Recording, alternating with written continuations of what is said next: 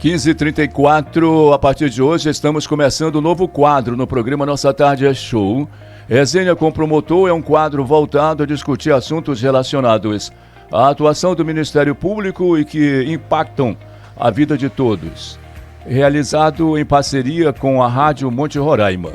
Com linguagem acessível e conduzido em tom de bate-papo, o programa traz convidados especiais do Ministério Público e também de outros órgãos e entidades na condução do programa que acontece todas as tardes, de segunda a sexta, com a minha apresentação, Zé Maria Carneiro.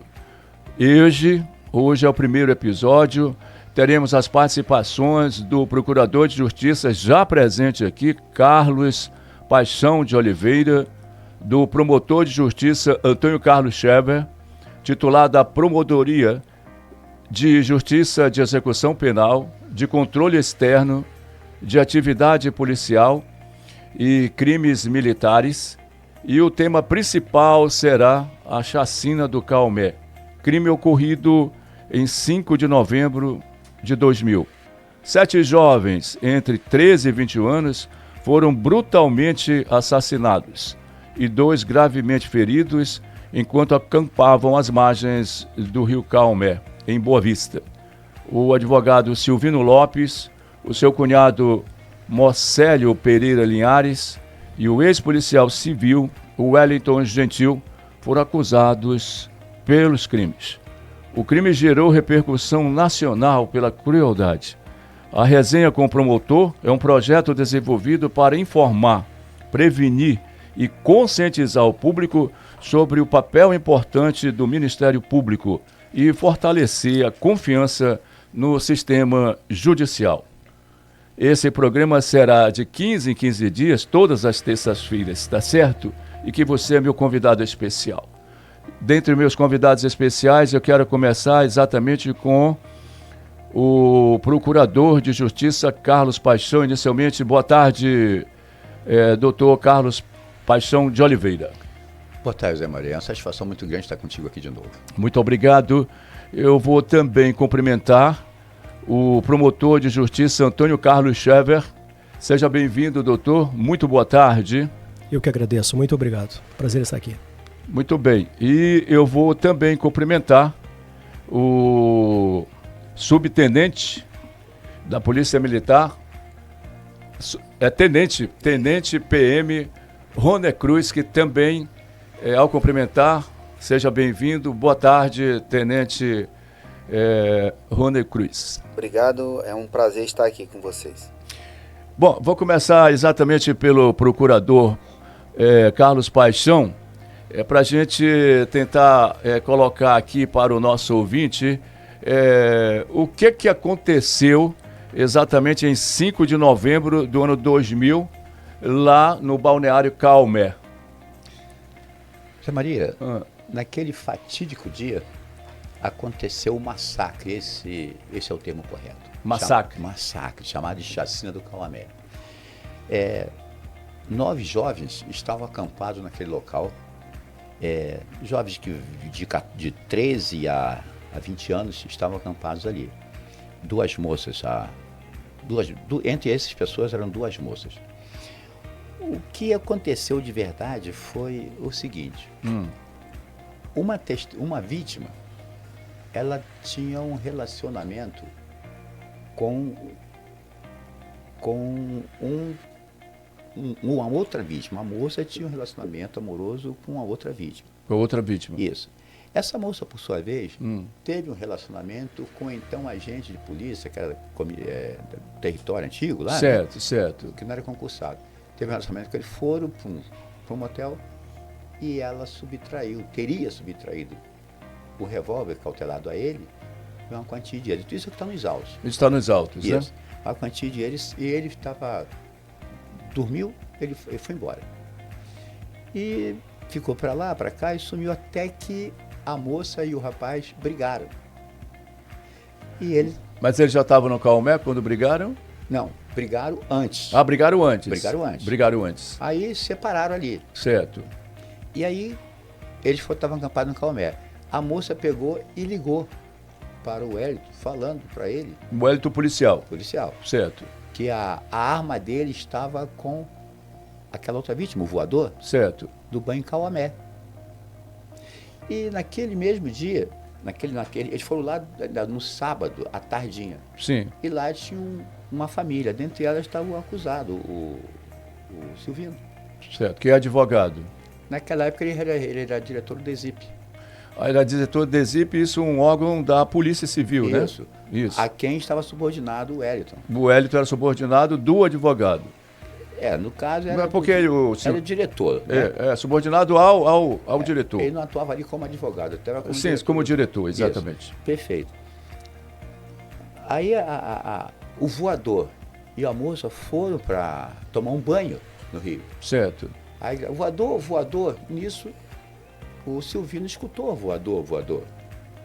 Já sabendo que a moça tinha pegado a arma e entregado para o voador, Sim. o Wellington foi lá. O Silvino falou para o Wellington foi lá e estavam os jovens lá e fizeram o que fizeram. Procurando a arma, chegaram assim, cadê a arma, vagabundo? Cadê a arma? A partir daí, doutor, bom, os jovens estavam lá e houve essa preliminar, né? E a partir daí, o que o policial, o próprio diretor do DESIP, e tinha mais gente envolvido, aí a partir daí o que aconteceu? Aconteceu que eles foram onde estavam essas pessoas, procurar o tal voador, e o pessoal não estava ali, mas ninguém dizia que ele estava. Aí, como não queriam falar, começaram a esfaquear aquelas vítimas que estavam lá. Dessas sobraram só 2, que foi a Rosana, certo, que tomou 8 facadas, e o Reginaldo, que tomou 2 tiros, 5 facadas. Aí quando começou a esfaquear aí foram esfaqueando e matando todos eles ali. Ficou uma pilha de corpos. Eu lembro. Exato. Eu lembro. A cidade amanheceu assustada. Vou até perguntar aqui do Tenente PM Rony Cruz. O senhor lembra desse dia também fatídico aqui em Boa Vista, né? Isso, na verdade ainda não era policial, né? Não é, você naquela época não era policial. Ainda não, eu tinha prestado o concurso naquele ano, mas como ganhou uma repercussão negativa muito grande, né? Um crime que o Estado não tinha vivenciado até então praticamente nós todos soubemos do fato, né? É porque inclusive as rádios, as emissões de rádio começaram a divulgar, né? O que tinha acontecido, e a Praia do Cauamé, então, teve uma multidão de pessoas que foram em busca, né? Inclusive os responsáveis pelos aqueles jovens que estavam lá. E foi assim, por exemplo, algo assim que eu me lembro, eu tive por lá para exatamente transmitir para a rádio que eu trabalhava, e foi assim de uma emoção assim que ninguém acreditava que estava acontecendo em Boa Vista. Perfeito. E agora por exemplo, digamos, todo esse acontecimento, doutor Paixão, aconteceu só por causa de uma arma. Possivelmente, o que os autos diz? Isso tudo aqui aconteceu porque alguém roubou uma arma e alguém foi procurar a arma e chamou mais gente e aconteceu isso tudo? É exatamente isso, porque o verbo não é roubar. O acusado que foi condenado, que aliás, na feita como falar, foram 115 anos de reclusão, ele está cumprindo ainda, o doutor Antônio vai falar a situação atual, a situação carcerária dele, vai falar certo. Hoje, né? Então, ela saiu com esse rapaz e subtraiu a arma dele, tinha um relacionamento com ele. Não, eu entendi. Entregou para o outro namorado. Ele vendeu a arma para a terceira pessoa. E como a arma era do acervo da polícia, o policial, digamos, imagino, ficou fora de si, à procura da sua arma. É o normal. Né? Porque se acontece alguma coisa, ia para conta dele, mesmo se ele tivesse. Ele tinha que dar conta da arma que estava cautelada a ele. Esse foi o normal, né? É esse policial que está preso? É esse. É esse? Então, deixa eu perguntar aqui pro doutor Xavier. Sim, aí são 115 anos de reclusão. De reclusão? De reclusão, 115 anos, e em 2036 ele consegue progredir já para o regime aberto. Se eu não estou enganado, 2036. Certo. Mas completando 30 anos em tese pela lei anterior, houve uma mudança agora recente, que seria até 40 anos, né? O máximo que a pessoa podia ficar encarcerada, Isso, pode ficar encarcerada. isso é bom, mas como o dele anterior... isso é bom aqui para a gente também esclarecer, doutor. É porque, assim, nós, leigo, bom, até então era, você, depois de 30 anos seria, a lei dizia que era 30 anos, né? Agora me parece que é 40. E como é que o cidadão lá obtém, como é que o júri calcula essas penas com mais de 30 anos? Há algum agravo nisso? Nós, leigos aqui, não entendemos muito bem, mas o senhor poderia nos explicar. Claro. Como é que funciona, então, digamos assim, em termos práticos, no aspecto da execução penal? Isso.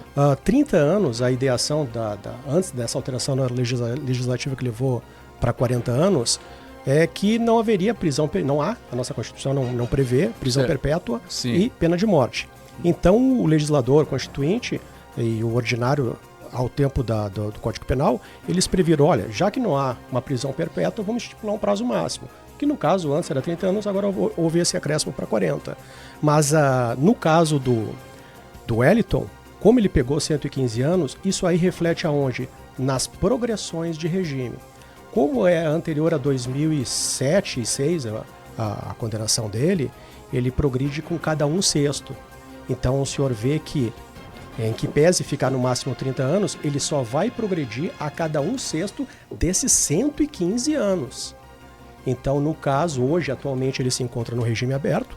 A conduta dele sempre foi boa, isso aí eu tenho que ser honesto. Semiaberto. Perdão, exato. Semiaberto. Tanto que já saiu. Semiaberto é aquele que você trabalha e de noite vai para retorna, né? Pode ser, no caso, pode trabalhar. Não trabalhando ficaria preso, mas ele pode, em tese, trabalhar, quem está no semiaberto, e retornar para dormir. O albergue é o dos abertos. É dos abertos. Então, no caso, ele se encontra no semiaberto e vai poder progredir só 2036, se eu não estou enganado. Certo. Quanto tempo, aí, com esse caso, a sociedade cobrando isso, como é que o Ministério Público entrou nessa situação de, por exemplo, eu sei de famílias que não tinham condições de contratar advogados e tudo mais, como é que o Ministério Público foi acionado só pela notícia que aconteceu, aquele fato, né? Ou alguém foi ao Ministério Público e pediu para ser ajudado? Como é que funciona isso? Não, isso aí foi um caso público. Quando aconteceu, as pessoas tomaram conhecimento, a Polícia Civil começou a diligenciar e o Ministério Público fica na expectativa ali. De receber Se for preciso, e o promotor vai até lá o local e acompanha. Mas esse primeiro momento é da Polícia Civil. Da Polícia Civil. A Polícia Civil fez o inquérito, ouviu todo mundo direitinho. Depois ele manda para a Polícia Civil, faz, o promotor acompanha o inquérito e depois, terminado o inquérito relatado, como diz, vai para o Ministério Público, o promotor, que era eu no caso lá, analisa e dá a denúncia. O senhor era o promotor na época? Isso. Era eu que atuei no júri. O senhor atuou no júri? Isso. Eu imagino então que como promotor, como foi em loco e tudo mais, o senhor tinha os detalhes do que aconteceu, não é isso, doutor? Eu, como só ia acontecer, eu costumo ir no local do crime, principalmente quando é um crime com uma repercussão maior, com mais complexidade, eu vou ao local para eu entender bem. Então, eu estive por lá, né? Como faço sempre. Aí o promotor pode ir ou pode não ir. Vai depender do promotor. O senhor, como promotor, sempre vai, né? Eu tenho assistido alguns júris que o senhor participa, o senhor sempre tem ido em loco, né?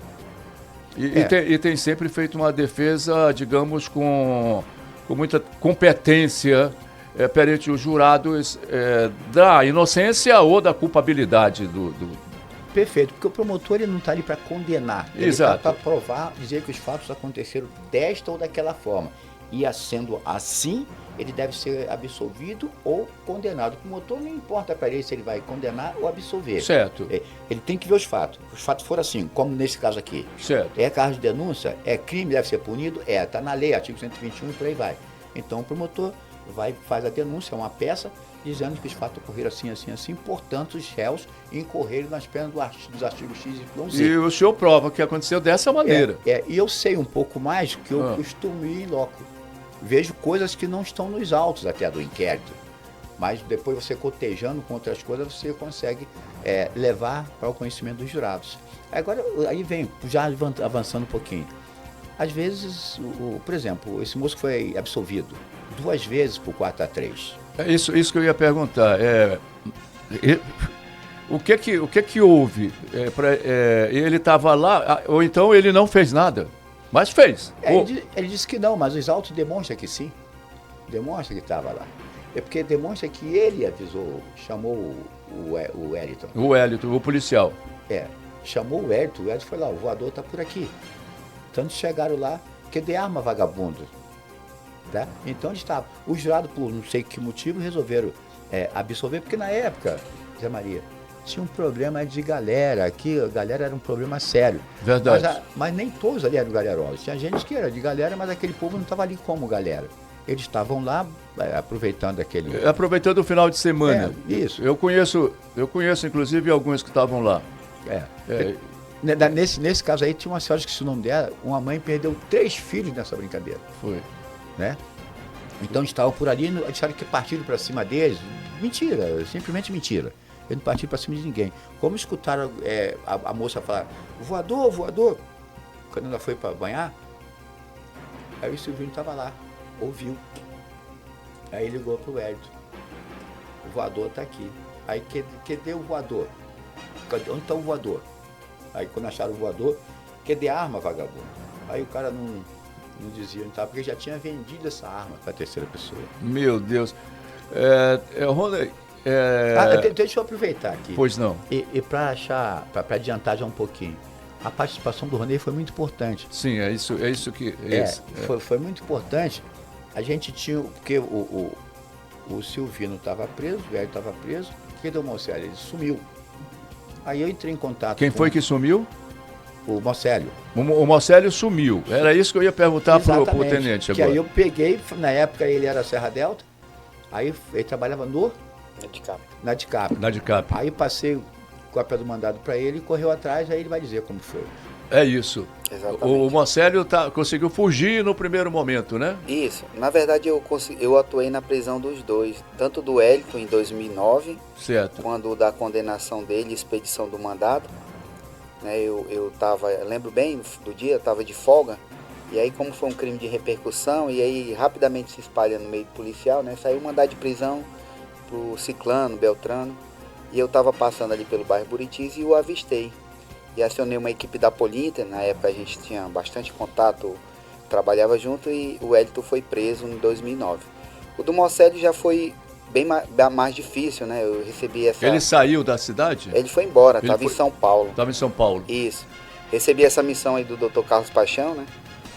Que confiou na gente aí esse trabalho de tentar localizar o Mocélio, talvez ali pela experiência que a gente estava tendo ali na DICAP, né? De várias atuações.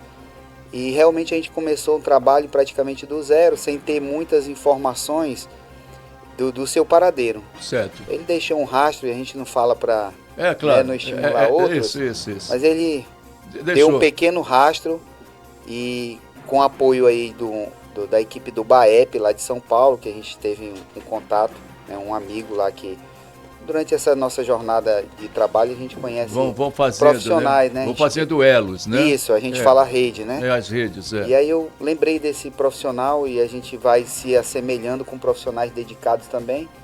E falei com ele com aquele fragmento de informação mínima e graças também ao empenho dele lá, 2 meses após essa missão que foi confiada pelo Dr. Carlos, eles conseguiram chegar até ele com base naquele fragmento inicial. E ele foi preso na cidade de Diadema, em São Paulo. Ainda deu um trabalhinho lá para a equipe, tentou fugir, né? Mas foi cercado e preso. Isso depois de quantos anos, tenente? Já estava quase na prescrição, né? Punitiva. O doutor Carlos, que acompanhou esse caso, sempre preocupado com isso. Eu lembro bem que ele falou, olha... Já está com 19 anos aqui, já de foragido. Quer dizer que já foi aos 52, né? Do segundo tempo. Do segundo tempo, né? Isso. Por exemplo, diante disso tudo que a gente relatou aqui, todos foram prestar conta? Todos foram julgados? Ou existe alguém dessa chacina que não foi julgado e que conseguiu ainda até hoje? Um adolescente. O adolescente vai em faixa de juventude, não sei o que deu para lá. São esses 3 acusados. Certo. Então, o Hélio tomou 115. 115. O Silvino, o pessoal resolveu absolver 2 vezes por mesmo placar, de 4-3. Absolveu. Certo. E o Mocelo ainda não foi julgado. Até hoje não foi julgado? Porque teve recurso para o STJ e tal. Doutor. Doutor, Xavier, aí esses recursos vou falar linguagem popular, vai esticando, né? Isso. Vai esticando, vai ganhando prazo, né? Até eu dei uma pesquisadinha ontem, né, para dar uma olhadinha e tentar explicar um pouquinho melhor hoje. E realmente eu dei uma olhada ontem, ele apresentou 2 recursos, né? Um tanto por STJ quanto por STF. O recurso do STJ, recentemente, ele não tramitou mais, encerrou-se lá no STJ, acabou não sendo aceito, e agora está pendente apenas a análise do agravo para o STF. Certo. A princípio, acabando não sendo aceito, lá também, aí já desce e vai a júri. No caso aí da falta e a júri, né? Não foi. Ele entrou com um recurso em sentido estrito, em face da pronúncia dele. E até para tentar contribuir, porque eu realmente nessa época nem estava aqui. Não, você não estava. Por isso que as perguntas não têm sido... Eu perguntei, estou perguntando apenas essa já da gente esmiuçar a Constituição e o Código Criminal, né? Porque você não estava aqui nessa época. Mas me chamou a atenção, realmente isso aqui parece um filme. E ontem eu estava dando uma lidinha. Mas é um filme daqueles difíceis, inclusive, difícil, né? Que o final você não sabe como vai... Você ainda não sabe, né? Mas para mim, aí é que é interessante quem está de fora e dá uma lida realmente... Claro que a gente tem que respeitar sempre a soberania do júri, e essa é a ideação constitucional, mas lendo ali, eu vi que na situação, o Wellington, que foi o condenado, ele colocou tanto o Silvino na narrativa dele na fase policial. Certo. Que é, às vezes, até o ideal que a gente pega bem a situação no calor dos fatos. O fato aconteceu dia 4, dia 6, o Silvino já estava falando na delegacia, tentando livrar o lado dele, dizendo, não, olha, essa situação, eu fui... A narrativa dele. A realidade o doutor Paixão já apresentou. Certo. Na narrativa dele, ele estava tentando justificar que teria sido ameaçado por esse grupo, que estava lá com a esposa dele, tranquilão, e acabou sendo ameaçado, porque esse pessoal estava bebendo, se drogando e ameaçaram ele. E o que ele fez? Isso na narrativa dele. Ele disse que chamou o Wellington na situação, o Wellington foi lá em direção a esse grupo e ele apenas ouviu os disparos. Disse que não sabia o que aconteceu. Quando foram ouvir o Wellington já apresentou 2 narrativas na fase policial. A primeira ele traz os 2. Ele fala, não, o Silvino estava comigo, o Mocélio também estava junto, mas ele narrou esse jovem adolescente, que até tem um parentesco com ele, e disse que os 2, tanto o Silvino quanto o Mocélio, participaram das execuções. E a narrativa do Mocélio, não. O Mocélio chega e fala, não, realmente nós 3 conversamos, mas foi apenas o Wellington em direção ao grupo.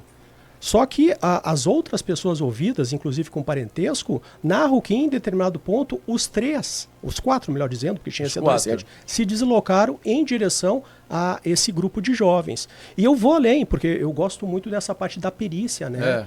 E na perícia, eu vou ser bem sincero pro senhor, não tem como, data máxima, respeitosa mesmo, não tem como aquilo ter sido feito, por exemplo, por uma só pessoa, pro Wellington. Não tem como, são vários jovens.